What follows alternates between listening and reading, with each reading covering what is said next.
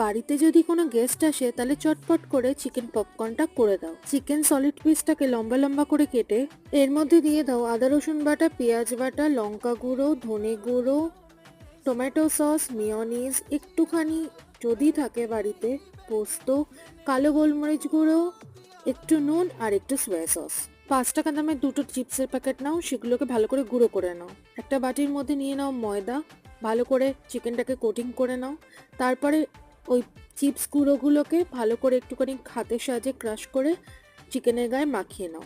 কড়াইতে বসাও তেল, সাদা তেল বা সয়াবিন অয়েল বসিয়ে ভালো করে তেলটা গরম করে একে একে চিকেনগুলোকে ভালো করে লাল লাল করে গোল্ডেন ব্রাউন করে ভেজে নাও। তারপরে পরিবেশন করে দাও। সত্যি কথা বলছি, চেটে পুটে খাবে আর তোমার নামও নেবে ভালো ভালো। তো যাই হোক, ভিডিওটা যদি ভালো লাগে লাইক করো আর চ্যানেলটাকে সাবস্ক্রাইব করে দিও। টাটা, ভালো থেকো তোমরা।